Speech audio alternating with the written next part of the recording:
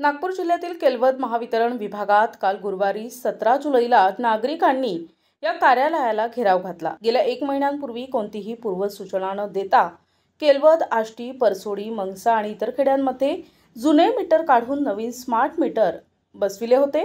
त्यानंतर वीज बिलात मोठ्या प्रमाणात वाढ झाल्यामुळे वीज ग्राहकांमध्ये संताप निर्माण झालाय। या पूर्वीच्या तुलनेत वीज बिल जास्त आल्याने येथील नागरिक घाबरलेत। गुरुवारी संतप्त वीज ग्राहकांनी थेट वीज उपकेंद्राचा घेराव करत आपला संताप व्यक्त केला। ग्राहकांनी स्मार्ट वीज मीटर हटविण्याची आणि वाढलेलं वीज बिल कमी करण्याची मागणी केली आहे। वीज उपकेंद्रात परिसरातील महिला आणि पुरुष मोठ्या संख्येने उपस्थित होते। सावनेर तालुक्यातील ग्रामीण भागात स्मार्ट वीज मीटर बसवण्याचं काम सध्या सुरू आहे। महावितरणचे कर्मचारी जुन्या घरगुती मीटरच्या जागी स्मार्ट मीटर बसवत आहेत।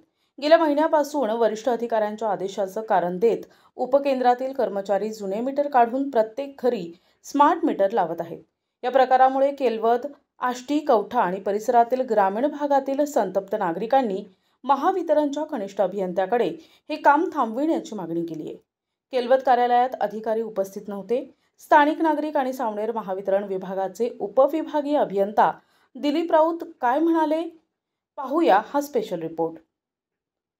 प्रतिनिधी मंगेश उराडे, NTV न्यूज मराठी, नागपूर।